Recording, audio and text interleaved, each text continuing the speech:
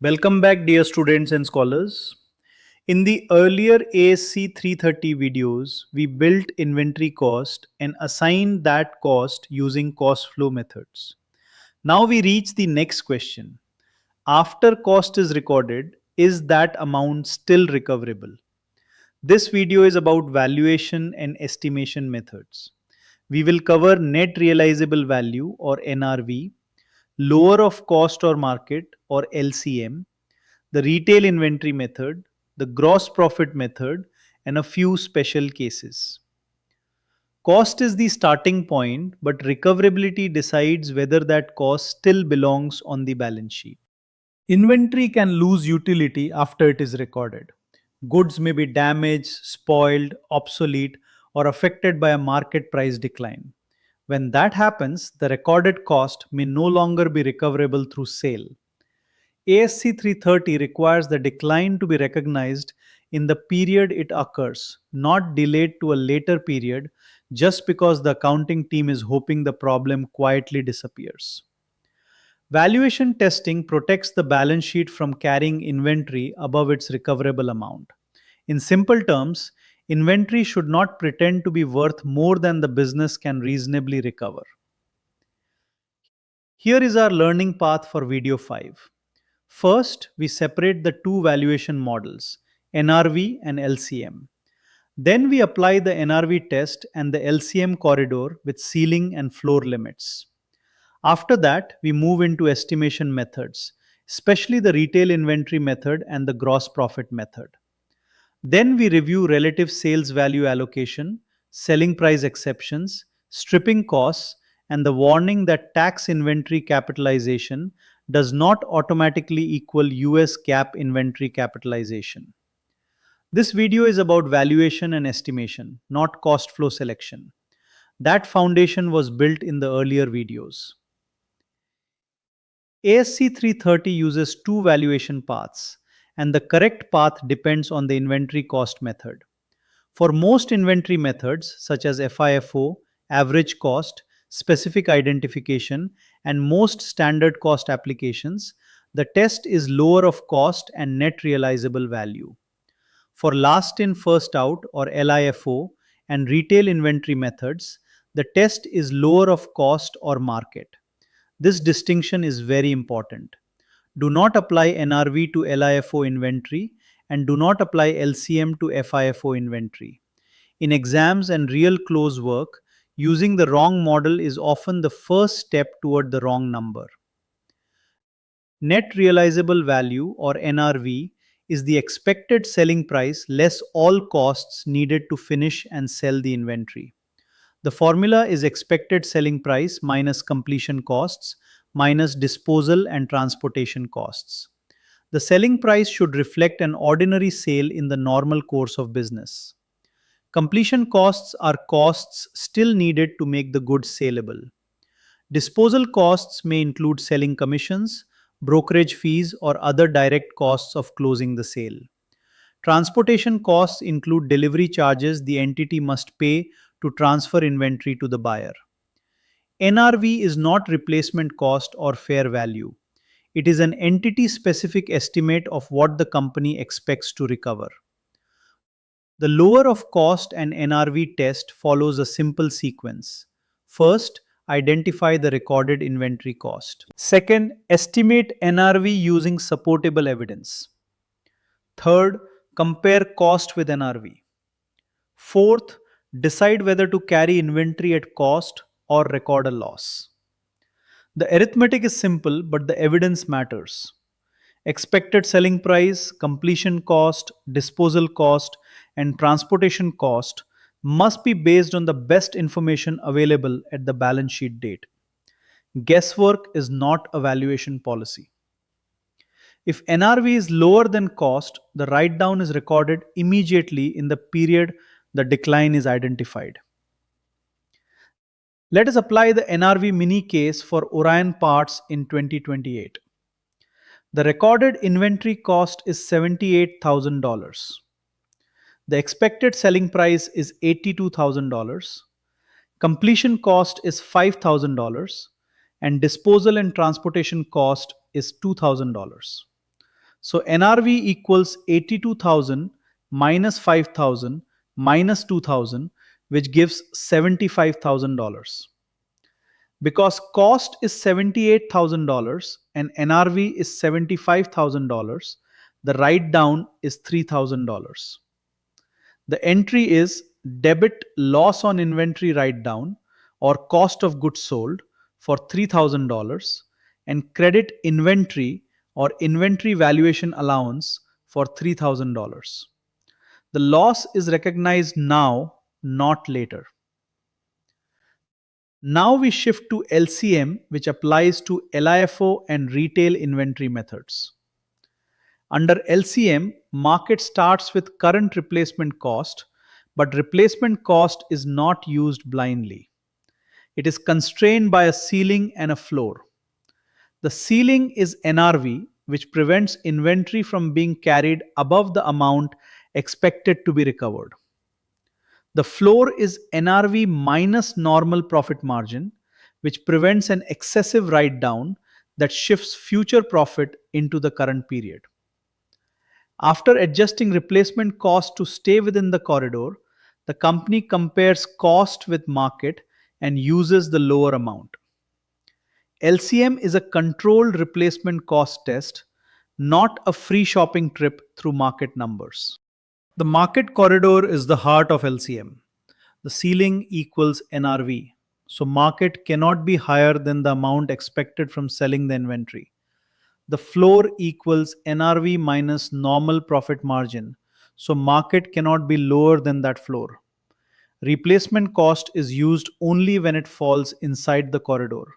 If replacement cost is above the ceiling, market is capped at the ceiling.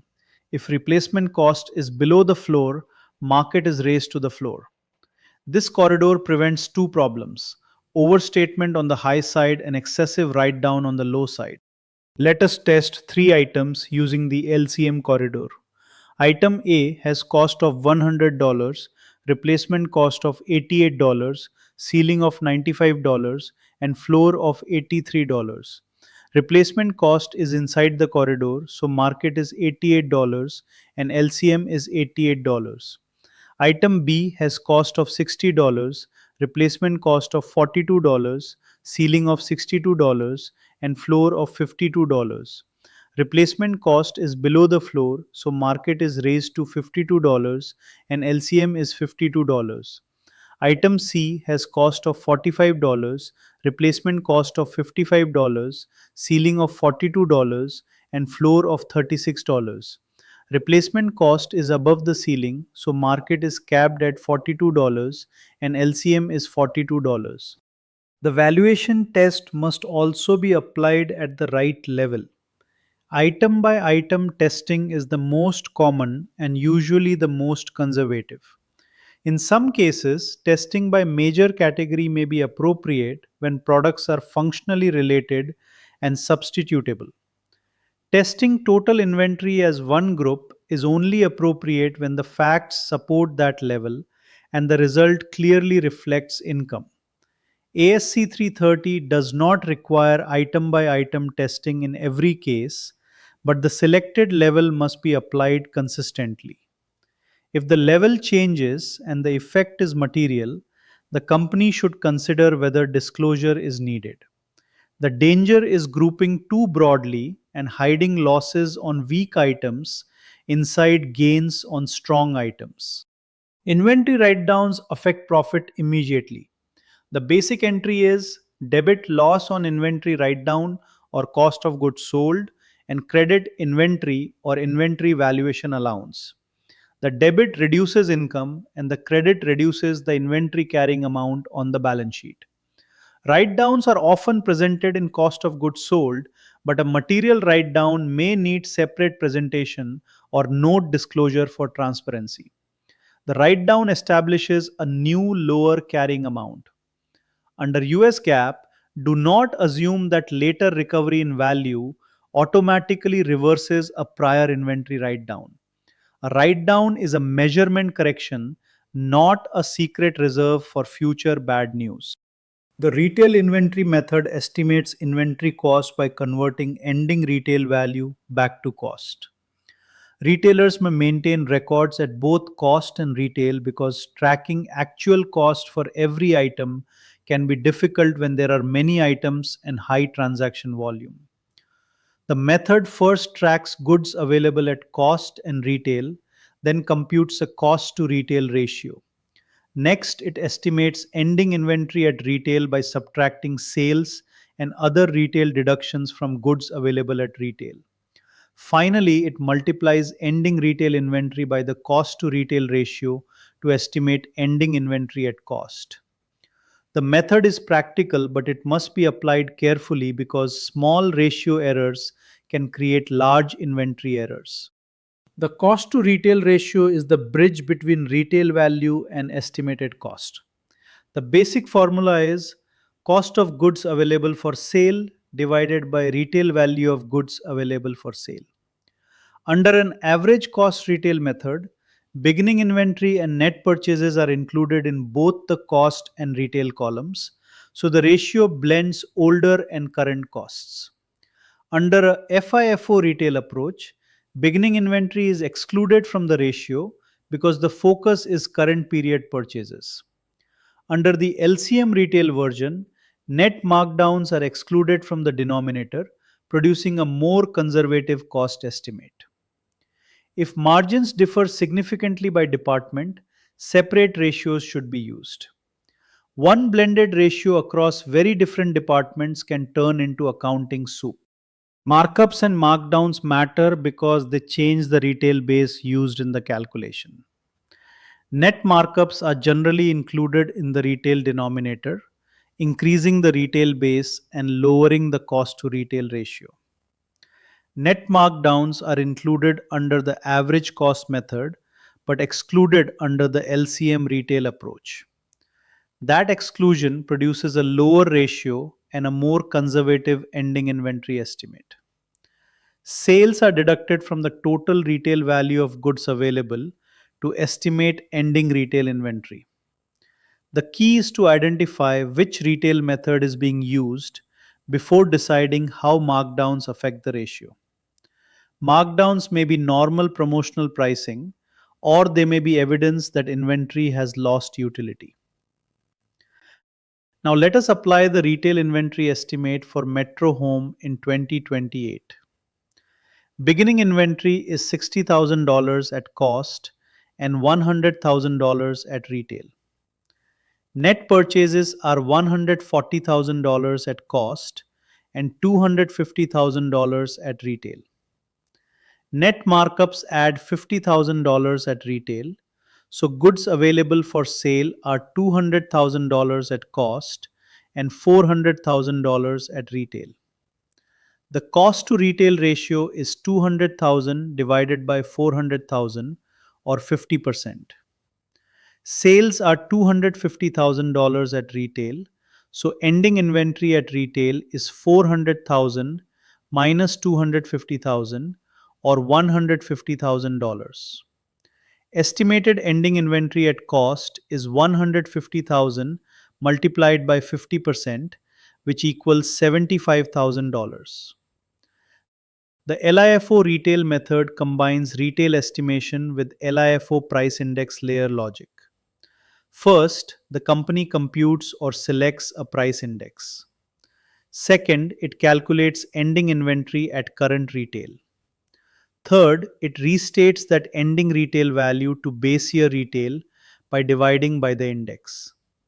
Fourth, it identifies whether there is an added or reduced LIFO layer. If there is an increment, that layer is assigned the ratio in effect for that year. If there is a decrement, the most recent LIFO layer is removed first. This method is technical and the layer schedule must stay visible and reconciled. If the index is wrong, the error does not stay polite. It compounds across periods. The gross profit method estimates ending inventory when a physical count is unavailable. It can be useful for interim reporting, analytical review, casualty loss estimates, or reasonableness checks. The method uses an expected gross profit rate to estimate cost of goods sold, then subtracts estimated cost of goods sold from goods available for sale to estimate ending inventory. But it has a major limitation. The gross profit method is not acceptable as the sole basis for annual financial reporting under US GAAP, and it is not acceptable for income tax inventory reporting. It is an estimate tool, not a replacement for physical evidence or a reliable perpetual system with cycle count verification. Let us apply the gross profit method for Horizon tools in 2028. Beginning inventory is $90,000 and net purchases are $260,000, so goods available for sale are $350,000. Net sales are $400,000. The historical gross profit rate is 35%, which means the cost of goods sold percentage is 65%. Estimated cost of goods sold is 65% multiplied by $400,000, giving $260,000. Ending inventory is goods available of $350,000 minus estimated cost of goods sold of $260,000, which equals $90,000. The gross profit rate must reflect current conditions, or the estimate can become misleading. Relative sales value allocation is used when one cost produces multiple outputs or when assets are acquired together for one lump sum price. This may apply to joint products, basket purchases, subdivided assets, or grouped inventory lots. In the example, joint production cost is $120,000. Product A has a sales value of $90,000 and product B has a sales value of $60,000 for total sales value of $150,000. Product A represents 60% of total sales value, so it receives $72,000 of cost. Product B represents 40%, so it receives $48,000. The cost follows each product's share of total value. Some inventory topics require special valuation treatment only when the specific fact pattern is clearly present. Certain inventory may be carried at selling price rather than cost when cost is difficult to determine, quoted market prices are available, marketability is reasonably assured, and units are interchangeable. Examples may include certain precious metals, agricultural products, or commodity type inventory with active markets. Another specialized area is mining and production stripping costs. Development phase stripping may be capitalized as a mine asset, while production phase stripping costs are generally variable production costs included in inventory. These treatments require strong facts, supportable assumptions, and clear disclosure. Special cases are not shortcuts, they are narrow doors. Tax capitalization is not automatic US GAAP. ASC 330 governs inventory costs for financial reporting based on whether costs are product costs that attach to inventory or period costs expensed as incurred. Tax rules can be different. Internal Revenue Code Section 263A, often called UNICAP, may require producers and resellers to capitalize additional costs into inventory for tax purposes, including certain purchasing, storage, handling, or administrative overhead costs. These differences can create temporary differences between the US GAAP carrying value and the tax basis, which are handled under ASC 740 for income taxes. Do not copy a tax inventory schedule into the US GAAP financial statements without separate analysis. Let us review common valuation mistakes. First, do not apply NRV to LIFO inventory or LCM to FIFO inventory. The test must match the method. Second, do not use replacement cost as market under LCM without checking the ceiling and floor. Third, do not treat markdowns the same across every retail method variation. Fourth, do not use the gross profit method as the sole basis for annual US GAAP reporting. Fifth, Do not omit disposal or transportation costs when computing NRV. Sixth, do not assume a later recovery automatically reverses a prior write down under US GAAP. Inventory valuation is a method question before it becomes a math question. Here are the 6 core ideas to carry into practice. First, lower of cost and NRV applies to most non-LIFO and non-retail inventory.